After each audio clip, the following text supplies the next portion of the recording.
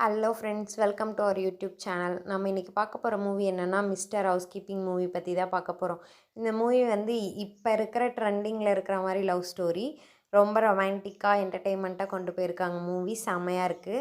Amazon ப்ரைமில் அவைலபிளாக இருக்குது. எல்லோரும் பார்த்து என்ஜாய் பண்ணுங்கள். மூவியோட ஸ்டார்டிங்கே பார்த்தீங்கன்னா எல்லோரும் பிஇ முடிச்சுட்டு எண்டிங் டே எல்லோரும் செலிப்ரேட் பண்ணிகிட்டு இருக்கும் போது ஹரிபாஸ்கர் தான் ஹீரோ, லாஸ்ட்லியாக வந்து ஹீரோயினி. ஹரிபாஸ்கர் வந்து 4 வருஷமாக ஒன் சைடாக லாஸ்ட்லியாக லவ் பண்ணிகிட்டு இருப்பாங்க. லாஸ்ட்லியே வந்து லவ் பண்ண மாட்டான். ஹரிபாஸ்கர் தான் லவ் பண்ணிகிட்ருப்பான். இன்றைக்காவது என் லவ்வை அக்செப்ட் பண்ணிக்கிறியா அப்படின்னு போய் ஹீரோ வந்து ஹீரோயின்கிட்ட கேட்குறான். அதுக்கு அவர் இருந்துட்டு, நான் உன்னை லவ்வே பண்ணல, 4 வருஷமாக நீ என்னை டார்ச்சர் பண்ணிகிட்ருக்க, இனிமேல் என் மூஞ்சிலே முடியாத அப்படின்ற மாதிரி அவர் சொல்லிவிடுவா. ஹீரோ இருந்துட்டு என்ன சொல்கிறான்னா, உன்னை விட ஒரு அழகான பொண்ணை என் லைஃப்பில் நான் கரெக்ட் பண்ணி காட்டுறேன், அதுக்கப்புறம் நான் வந்து வெல் செட்டில் ஆகும் லைஃப்பில் அப்படின்னு சவால் விடுறான். அப்புறம் பார்த்திங்கன்னா ரொம்ப டேஸ் ஆகிடுது. அதுக்கப்புறம் ஹீரோக்கு எந்த வேலையும் கிடைக்கல, வீட்டில் சும்மா தான் இருக்கிறான். அப்புறம் அவனுக்கு ஒரு எமர்ஜென்சி சுச்சுவேஷனால் அமௌண்ட் தேவைப்படுது. அதனால் டெம்பரவரியாக ஹவுஸ் கீப்பிங் ஒர்க்கில் ஜாயின் பண்ணுறான்.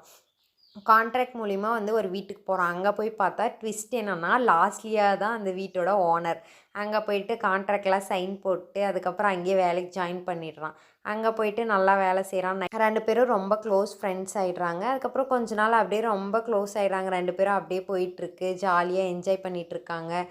அப்புறம் திடீர்னுட்டு ஒரு நாள் வந்துட்டு ஹீரோயினி வந்து என்ன சொல்கிறான்னா, லவ் யூ அப்படின்ற மாதிரி பெஸ்டியாக சொல்லுவாள். அதை வந்து இவன் தப்பாக ஹீரோ வந்துட்டு லவ் பண்ணுறான்னு நினச்சி தப்பாக புரிஞ்சுட்டு இவன் வந்துட்டு அவளை லவ் பண்ணுற மாதிரி எல்லாம் பண்ணிகிட்ருப்பான். அவள் வந்து பெஸ்டியாக தான் இது பண்ணுவாள். ஸ்னாப்பில் ஷேர் பண்ணிக்கிறது எல்லாமே, வாட்ஸ்அப்பில் சேட்டிங் எல்லாம் லவ்வர்ஸ் மாதிரி 2 பேரும் மாறி மாறி பண்ணிப்பாங்க.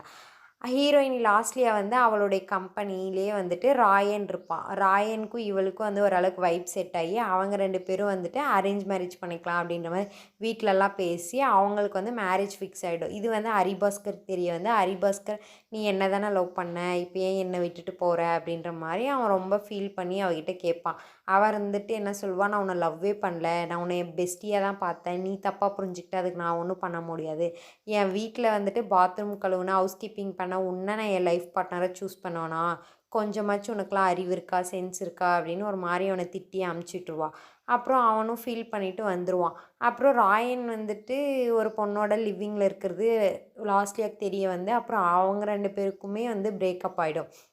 அவள் வந்துட்டு அப்புறம் தான் ரியலைஸ் பண்ணுவாள், ஹரிபாஸ்கர் எவ்வளோ லவ் பண்ணியிருக்கான் அப்படின்ட்டு அவனை பற்றியே யோசித்து ரொம்ப ஃபீல் பண்ணிகிட்ருப்பாள்.